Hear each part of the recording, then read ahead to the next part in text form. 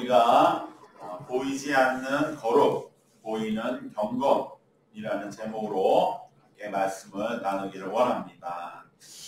2025년 새해에 이제 둘째 주를 맞이하여서 우리의 여전히 신앙의 주제는 무엇일까 우리가 생각해 볼 적에 빼놓을 수 없는 주제는 어떻게 우리가 믿음으로 환경을 극복할 것인가 입니다.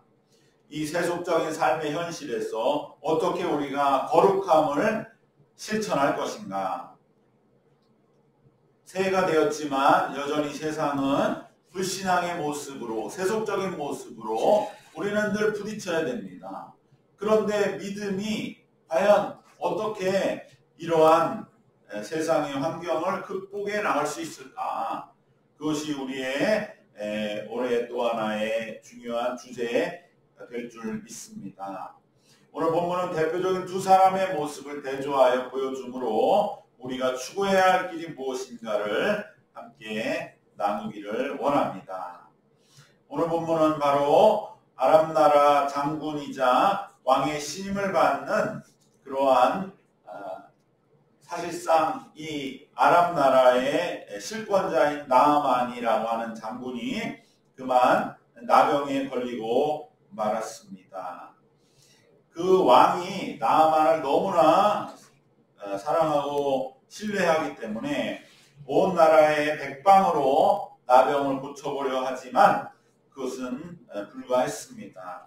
그때에 이 아람 나라 바로 옆에 있던 이웃 나라인 이스라엘에 엘리사라고 하는 선지자의 소문을 듣고 이제 나아만이 그 엘리사를 찾아갈 때에 그 아람 나라의 왕이 특별히 이스라엘 왕에게 부탁하는 공문을 써서 보낼 정도로, 그래서 처음에 이스라엘 왕이 나아만이 왔다, 그리고 왕의 공문을 가지고 왔다 그랬을 적에 이스라엘 왕이 깜짝 놀라서 그 큰 나라의 왕이 나에게 공문을 보낸 것은 우리나라에 큰 위기가 찾아왔다 이렇게 여길 정도로 그렇게 아람 나라의 왕의 위세는 대단했고 그 왕은 그러나 사실 그 공문을 보니까 이스라엘 나라를 어떻게 해코지해야 하겠다는 것이 아니라 오히려 왕에게, 이스라엘 왕에게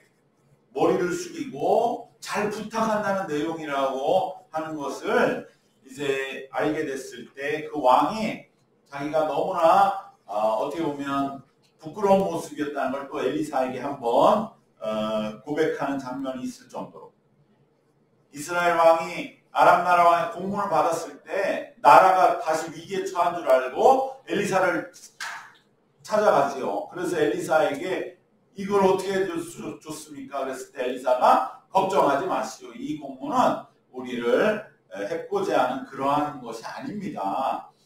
그래서 그 공문을 풀어봤더니 오히려 왕에게 잘 좀 부탁한다. 나아만 내가 특별히 아끼는 신하이기 때문에 그 나라로 왔을 적에 좀 잘 엘리사와 만날 수 있게 해달라는 내용이었던 것을 보면서 안심하는 장면이 있을 정도로 나아만을 신뢰하였습니다. 그리고 이제 엘리사에게 고침을 받아 나아만은 나가고 여기서 그 유명한 요단강의 7번 목욕함으로 나아만의 나병 문둥병에 뒤덮였던 그 피부가 어린아이의 피부와 같이 되었다라고 하는 그 유명한 나아만 장군의 고침의 사건이 있습니다. 나병 곧 문둥병은 지금도 고칠 수 없는 죽을 병이요 또 버림받는 병인데 그 병에서 새 삶을 얻은 나아만은 어떻겠습니까? 이제 자기는 가지고 온 그 막대한 선물을 엘리사에게 다 드려도 전혀 아깝지 않고 오히려 더 자기가 가진 모든 것을 드려도 아깝지 않고 자신의 인생이 완전히 끝나는 그러한 상황에서 목숨과 생명을 되찾아 주었으니 더 놀라운 것은 여기서 나아만은 자신의 신앙을 바꾸겠다라고 다짐하고 오늘 본문은 우리가 함께 읽은 말씀은 여기서부터 이제 시작이 되고 있는 것이죠.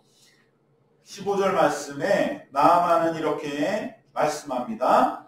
15절 우리 같이 한번 말씀 봉독하도록 하겠습니다. 우리 열왕기하 5장 15절 같이 읽겠습니다. 나아만이 모든 군대와 함께 하나님의 사람에게로 돌아와서 그의 앞에 서서 이르되 내가 이제 이스라엘 외에는 온 천하에 신이 없는 줄을 아나이다. 청하건대 당신의 종에게서 예물을 받으소서 하니.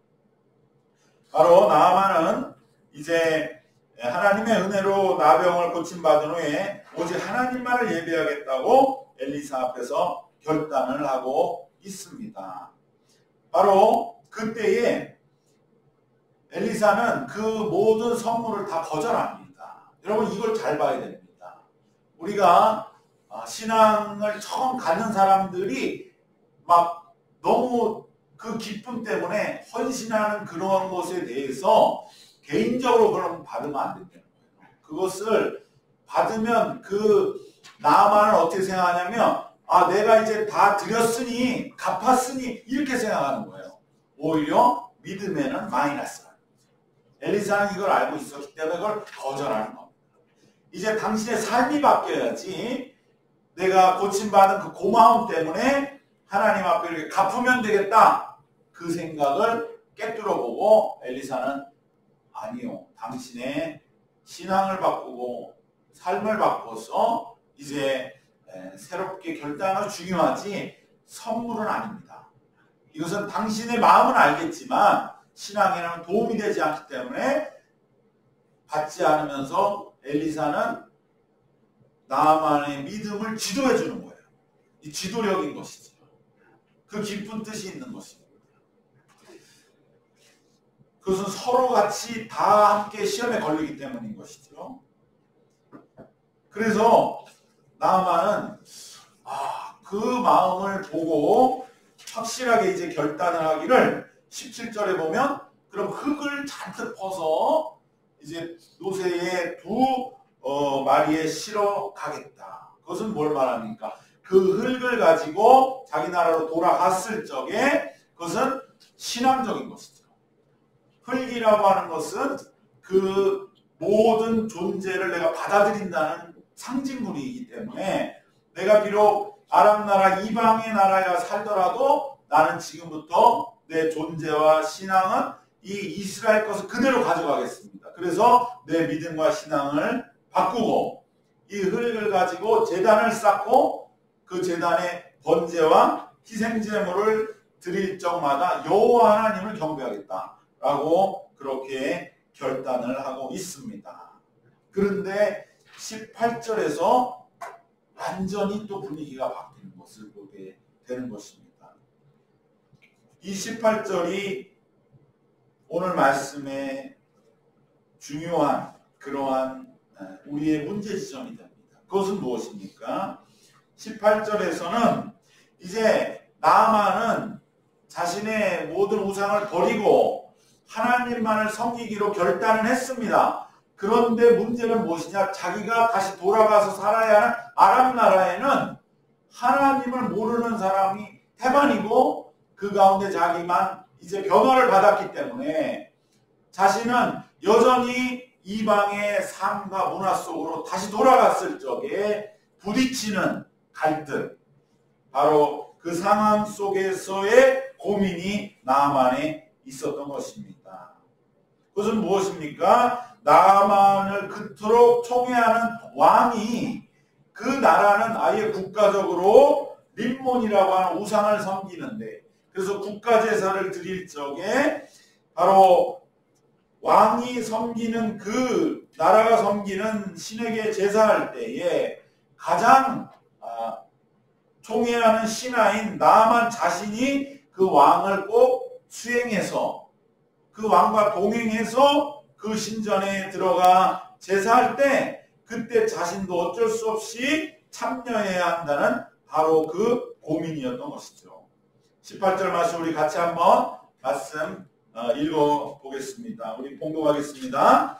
오직 한 가지 일이 있사오니 여호와께서 당신의 종을 용서하시기를 원하나이다. 곧 내 주인께서 림몬의 신당에 들어가 거기서 경배하며 그가 내 손을 의지하시매 내가 림몬의 신당에서 몸을 굽히오니 내가 림몬의 신당에서 몸을 굽힐 때에 여호와께서 이 일에 대하여 당신의 종을 용서하시기를 원하나이다 하니. 바로 그 국가제사를 드리는데 왕이 가장 총애하고 그 자리가 바로 당시의 관직의 서열의 순서이고, 그때 왕은 하필 자신의 손을 꼭 잡고 들어가서 함께 경배할 때에 자기만 멀뚱하게 서 있을 수가 없는 그러한 상황에 대한 고민이 나아만에게는 있었던 것입니다. 바로 그럴 때 엘리사는 놀라운 모습을 보입니다. 19절에서 그 유명한 엘리사가 이르되 너는 평안히 가라 하니라. 여러분, 이 말씀이 정말 우리에게 큰 위로와 복음이 됩니다. 어떤 고집센 또 완고한 그러한 신앙이라면 나만에게 이 순간에 엘리사가 무슨 소리냐, 너의 생명을 되찾아 주었는데 당장 이방 우상 섬기는 일을 그치고 관직을 다 내려놓고서라도 우상 앞에 절하면 안 된다 라고 하는 것이 옳지 않느냐 라고 말할지도 모릅니다. 여러분, 어느 길이 옳겠습니까? 여기서 우리의 신앙적인 분명한 고민이 있는 것이죠. 여러분, 그러나 하나님은 이때에 나만 마음의 중심의 변화를 보시고 기다려 주시는 일을 택하신 것입니다. 나만 하나님이 보실 때는 누구보다도 그렇게 하고 싶은 사람은 나만입니다. 그 마음의 괴로움을 하나님은 결코 가벼이 여기지 아니하시고 그를 그대로 안아주시는 것이죠. 여러분, 우리가 예수님을 믿어서 구원받고 영생을 얻었지만 여전히 세상은 세속적이고 우리가 몸담고 살아야 할 그러한 삶의 모든 환경에는 우상이 가득하여 있는 그러한 삶의 모든 언저리들은 금방 바뀌지 않고 여전한 경우, 심지어 평생을 우리를 쫓아다니는 경우가 있습니다. 우리가 구원받았다고 해서 내 주변의 환경도 하루아침에 신앙적인 환경으로 내 마음처럼 속 시원하게 변하지 않습니다. 주변에 여전히 불신앙인들이 더 많은 것 같고 우리는 그들과 부대끼며 살아가지 않을 수 없고 또 비신앙적인 주장과 의견들과 늘 우리는 함께 부딪히고 때로는 토론하면서 답을 찾아가면서 또 우리는 그들을 설득할 논리를 찾아가는 것이 한 해를 살아온 또 한 해를 살아가야 하는 우리의 삶의 모습일 것입니다. 모든 일이 또 공통적으로 생각하는 어떠한 배우는 자들에게 있어서는 진화론의 문제 앞에서도 우리는 때로 이것을 어떠한 창조론과의 충돌의 문제가 아니라 이것은 다른 차원의 신앙의 차원과 과학적인 하나의 설명으로서의 차원으로 우리들은 생각하지만 그러나 우리에게 도전해오는 이들은 마치 대결하는 것처럼 그렇게 우리에게 여전히 도전해올 때 우리 때로 이것을 쿨하게 그렇게 본심과도 다른 모습으로 받아 넘겨야 할 때도 있을 것입니다.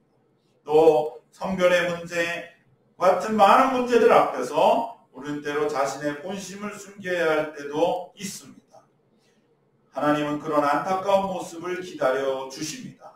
그것이 엘리야의 너는 평안히 가라는 말씀입니다. 마치 나만이 여전히 본국으로 돌아가서 자신을 그토록 신임하여 자신에게 의지하는 그 왕을 수행하며 당분간은이라도 국가 제사 일에 참여해야 했듯이 주님은 우리의 불신앙인과의 처절한 동석의 자리에서 느끼는 갈등을 이해하고 계십니다.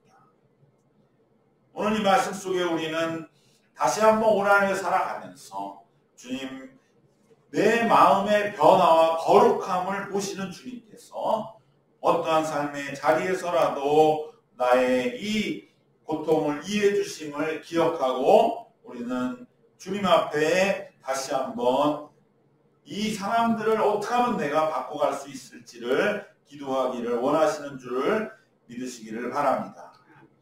다만 이러한 상황에서 주님이 원하시는 것은 그래도 있습니다. 그건 무엇이냐? 너의 그 고민을 숨기지 말고 하나님과 또 영적인 지도자들과 동행인자들에게 내어놓으라는 것이죠. 나만이 이것을 그대로 뭉개지 않고 그냥 얼마든지 내가 궁극에 가서 나만도 대단한 사람입니다. 내가 알아서 처리하면 되지. 이렇게 생각지 않고 그 고민을 마치 어린아이가 자기의 고민을 말하는 것처럼 엘리사에게 그대로 내어놓았다고 하는 것이 중요합니다. 이것이 거룩이요. 이때에 하나님은 이 나아만의 마음을 인정해 주시는 것입니다. 여러분, 우리가 그럴 때 기도하지 않을 수 없습니다. 우리가 세상 속에 살아가는 많은 환경들을, 그 속에서의 그 갈등들을 우리가 안고 어떻게 신앙의 길을 갈 수가 있겠습니까?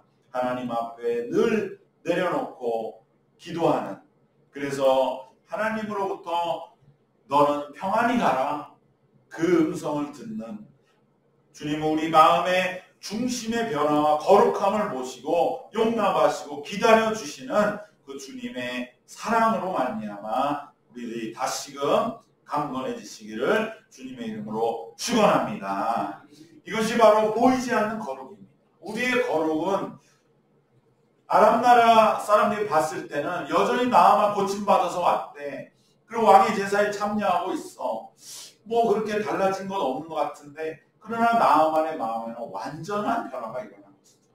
그 마음의 고민을 가지고 내가 이제 이곳에서도 이 나라 전체를 바꿀 수는 없다 할지라도 내 주변에 있는 사람들이라도 이제 바꿔가야 되겠다. 그러면서 고민하고 주님께 기도하고 뜻을 구해서 하나하나 실천해 나갈 때 나만의 그 집안부터 조금씩 달라지는 역사, 하나님은 그때를 용납하고 기다려 주시는 하나님이시기에 오늘 우리에게도 이러한 신앙은 반드시 살아있는, 그래야 보이지 않는 거룩함을 추구하는 올 한해 우리의 신앙의 길에서 한 걸음이라도 반 걸음이라도 우리가 더 나가실 수 있게 될 줄로 믿습니다. 반면에 엘리사의 사환이라고 하는 말을 우리가 오늘날 많이 쓰지 않지만 같이 곁에서 그의 제자 겸 또 비서 겸 수하의 일꾼이었던 이 게하시는 엘리사의 제자 중에 가장 가까이서 엘리사를 따른다고 자처하는 그러한 사람이었습니다. 그러나 엘리사가 나만이 병 고침받은 이후 그 막대한 선물을 거절하는 그 깊은 뜻은 전혀 깨달으려 하지 않고 그만 그 엄청난 선물에 눈이 멀어버리고 말았습니다. 그래서 엘리사 모르게 나만의 뒤를 따라가 그럴듯하게, 아주 치밀하게, 자기가 스스로 받는 게 아니에요. 두 사람을 더 데리고 와요. 그 두 사람이 마침 먼 곳에서 제자인데 너무 형편이 어렵게 사는 사람들인데 엘리사에게 왔습니다. 그래서 엘리사도 마음이 바뀌어서 엘리사가 직접 받는 건 아니지만 이 두 명의 엘리사의 제자에게는 내가 좀 도움을 줘야 되겠다, 이렇게 마음이 바뀌어서 그 선물을 이 두 사람의 제자에게는 주라고 하셨습니다. 그래서 민망하지만 내가 온 것입니다. 은 1달란트와 외투 2벌을 이 사람들에게 주라고 하십니다. 그러니까 나아만은 어떡합니까? 안 그래도 자기가 찜찜했는데 1달란트 달라고 분명히 했는데 2명이니까 2달란트 드리겠습니다. 1달란트씩 받으시는 게 맞지 않겠습니까? 너무나 나아만은 막 헌신하고 싶은 거죠. 그래서 2달란트의 외투 2벌을 두 사람에게 줍니다. 너무나 좋은 장면이고 아름다운 장면인 것처럼 보입니다. 그리고 이제 나아만과 헤어지고 나서 게하신 그 두 사람에게 조금의 수고비를 주고 그 선물을 그대로 받아서 집에 감춥니다. 엘리사가 이것을 모를 리가 없죠. 엘리사는 그것을 보고 너무나 고통스러워 안타까워하면서 그 나병이 결국은 나만의 나병이 게하시에게 가는 것입니다. 여러분, 이것은 우리에게 뭘 말합니까? 우리들도 누구보다 내가 주님의 뒤를 따르는 것처럼 경건하다고 인정받으려고 하면서 게하시와 같이 엘리사에 가장 가까이 있습니다. 엘리사의 마음을 가장 잘한다고 생각하고 모든 제자들에게 인정받아서 그 두 명의 제자들도 꼼짝없이 게하시의 말에 다 속아 넘어갑니다. 아, 그래, 게하시면 엘리사의 최고 수제자 아닌가? 그러한 마음과 위치 속에서, 그러나 정작 주님의 깊은 뜻은 헤아리거나 순종하지 않고, 어떻게 보면 게하시는 그 옆에서 그 모든 상황을 보면서 좀 봐줘서 좋은 일 쓰시면 안 되나? 엘리사 왜 꼭 저렇게까지 완고하게 저러셔? 그거 좀 받으면, 우리가 얼마나 어려운 형편에서 하나님의 일을 하고 있는데 그거 좀 받으면, 못 줘서 지금 나아가는 안달인데 그거 좀 받아가지고 좋은 일에 쓰면 될 거 아닌가? 하나님은 왜 우리의 어려운 형편을 살피지 않고 좀 좋은 일을 좀 부어주시지 않는가? 그러한 뜻은 헤아리거나 순종하지 않고 자신이 원하는 것을 게하시는 얻으려는 그 마음, 바로 그러한 마음에 우리가 쉽게 넘어갈 수가 있다는 것이죠. 우리도 역시 남에게 보이려는 경건의 위선에 대하여 늘 회개하지 않으면 우리는 심판 앞에 놓이게 되고, 가장 불행한 건 자기 자신입니다. 신앙생활을 하면서도 불행해지는 것이죠. 게하시와 같이 어떻게 보면 가장 감격적이고 정말 영광스러운 길을 걸어가는 그 옆에서 함께 동행하면서도 왜 엘리사 저렇게 하셔? 라고 하면서 자기 자신이 불행해지고 결국 나병이 옮겨 붙게 되는 것입니다. 오늘 많은 신앙인들이 믿음의 길을 걸어가면서도 마음의 감사 기쁨보다는 왜 내가 이렇게 충성하는데도 하나님은 나에게 뭔가 내가 원하는 것을 해주지 않는가? 바로 오늘날 교회에 수많은 게하시들이 있다는 것입니다. 누구와 주님 곁에 가까이 있고 오랫동안 주님 옆에 있었습니다. 그런데 주님의 뜻을 헤아리기보다는 내가 주님에게 원하는 걸 주님이 해주셔야지, 나도 이만큼 헌신했으면 그래도 외투 한 벌은 주셔야지, 그러한 마음의 게하시들, 그들은 오히려 신앙생활을 하면서도 그 안에 마음의 깊은 불편함과 불행을 갖게 되는 것입니다. 그러나 이것은 우리 모두가 가지는 어쩔 수 없는 연약함입니다. 우리 안에도 이러한 마음이 있지 않다고 말할 수 없다고 한다면 우리는 늘 깨어서 주님 앞에 진정 우리가 믿음의 길을 걸어가는 그 목적을 회복하시고 순종하기를 기도해야 할 줄 믿습니다. 바로 보이는 경건, 내가 경건해 보이고 싶고 내가 믿는 자이기 때문에 남들에게 인정받고 원하는 것을 그래도 충족받기를 원하는 그 마음은 보이지 않는 거룩의 길을 걸었던 나만의 그 모습과는 대조가 되는, 그래서 결국 그 자신도 불행해지고 마는 그러한 올 한해 우리가 깨어서 늘 주님 앞에 내려놓기를 기도해야 할 제목이 되는 줄 믿습니다.